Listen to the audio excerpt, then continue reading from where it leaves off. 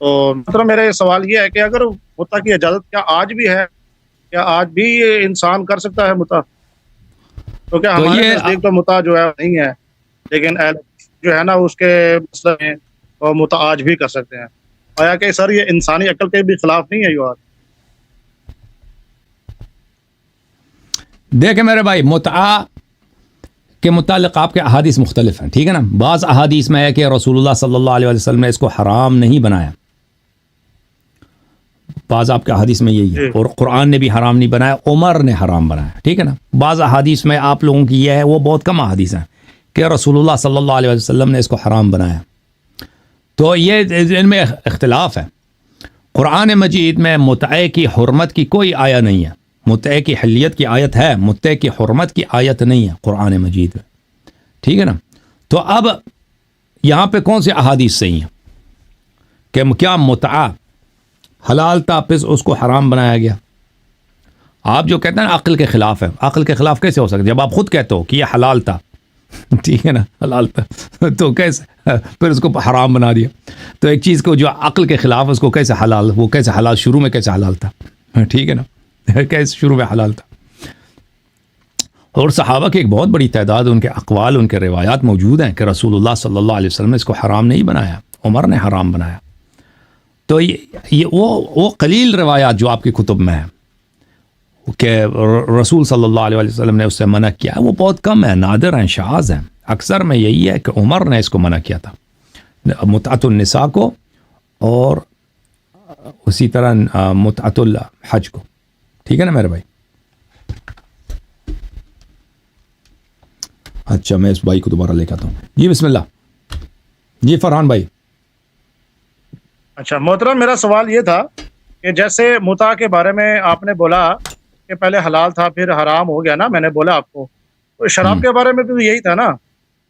شراب جو تھی وہ پہلے حرمت تھی اس کی، لوگ پیتے تھے، صحابہ کرام پیتے تھے، نہیں، بعد میں پھر شراب کو جو حرمت کی گئی، اللہ تعالیٰ نے اس کو قرآن نازل فرمایا. شراب شروع سے تھا نا، شراب اسلام سے پہلے تھا، اس کی حرمت نہیں آئی تھی. متعہ رسول اللہ صلی اللہ علیہ وسلم نے خود نکاح، اجل کے ساتھ نکاح کرنے کی حکم دیا تھا، ٹھیک ہے نا. اجل تعین کر کے، مدت تعین کر کے نکاح کرنے کا نبی صلی اللہ علیہ وسلم نے حکم دیا تھا، تشریح کیا تھا. تو شراب اس طرح نہیں تھا کہ شراب نہیں تھا، پیغمبر صلی اللہ علیہ وسلم نے اس کو حلال کر دیا پھر حرام کر دیا، اس طرح تو نہیں ہے. شراب تو شروع سے تھا، اسلام سے پہلے شراب لوگ پیتے تھے، رسول اللہ صلی اللہ علیہ وسلم نے اس سے منع نہیں فرمایا کچھ مدت کے لیے، پھر منع فرمایا، ٹھیک ہے نا.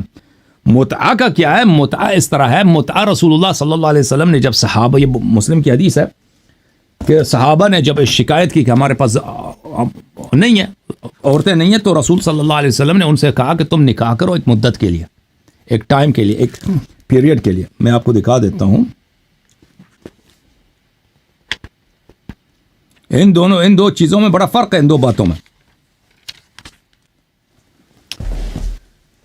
یہ دیکھو صحیح مسلم ہے، چاپ دار الفکر، کتاب النکاح، باب نکاح المتعہ، نکاح متعہ کی باب میں دیکھیں عبداللہ کیا کہہ رہا ہے.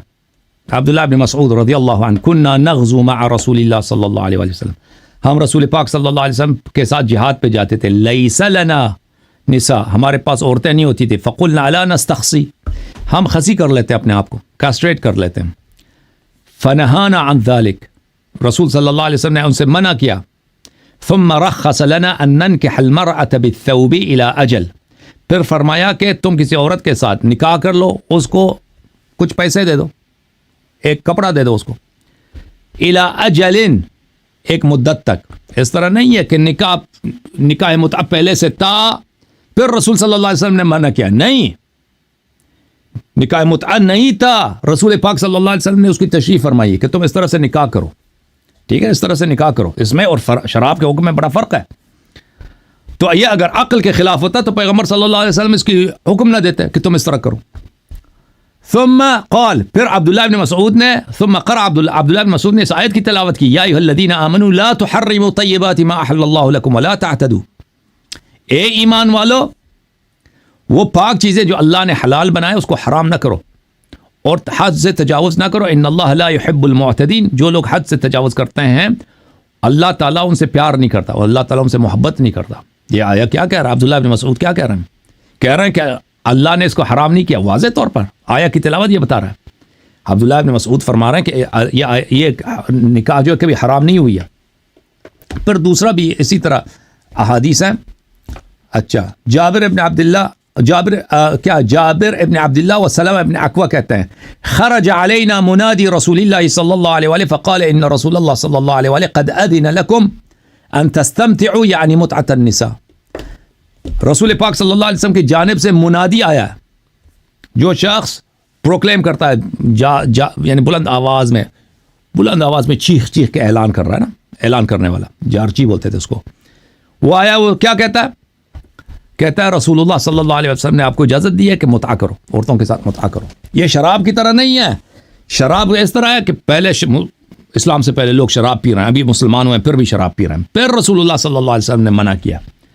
متعۃ النساء ایسا ہے کہ متعۃ النساء نہیں ہے، پیغمبر صلی اللہ علیہ وسلم کہتا ہے متعہ کر لو. ٹھیک ہے نا. پھر ملاحظہ کریں ابن عباس و ابن زبیر اختلفا فی المتعتین. عبداللہ ابن عباس اور عبداللہ ابن زبیر دونوں نے اس مسئلے پہ اختلاف کیا آپس میں. یہ عبداللہ ابن زبیر کی حکومت کا زمانہ ہے مکہ میں، سنہ 62 63 64 ہجری کے بعد. آپس میں اختلاف. عبداللہ ابن عباس کہہ رہا ہے متعۃ النساء متعۃ الحج دونوں جائز ہیں. ابن زبیر کہہ رہے ہیں جائز نہیں ہے. اچھا جابر نے کہا فعلناہما مع رسول اللہ صلی اللہ علیہ وآلہ ثم نہا عنہما عمر. کہتے ہیں ہم رسول پاک صلی اللہ علیہ وسلم کے زمانے میں کرتے تھے، جس نے منع کیا وہ عمر ہے، عمر نے منع کیا. سمعت جابر کہتے تھے كنا نستمتع بالقبضة من التمر والدقيق الأيام على عهد رسول اللہ صلی اللہ علیہ وسلم و ابی بکر. رسول صلی اللہ علیہ وسلم و ابو بکر کے زمانے میں ہم متعہ کرتے تھے. ایک مٹی بھر مثلا ایک مشت آٹا دیتے تھے، کسی عورت کے ساتھ متعہ کرتے تھے، پیسے دے کے، آٹا دے کے یا مثلا کھجور دے کے، تھوڑا سا کھجور متعہ ہو جاتی تھی. آپ جو کہتے ہیں عقل کے خلاف ہے، دیکھیں یہ اسلام کا حکم ہے، نبی صلی اللہ علیہ وسلم کا حکم ہے، جو صحابہ کرتے تھے، آپ کہتے ہیں عقل کے خلاف ہے. اچھا عمر ابو بکر کے زمانے میں بھی تھا. حتی نہا عنہ عمر فی شأن عمر بن حریث. پھر عمر نے بعد میں منع کیا، ٹھیک ہے نا.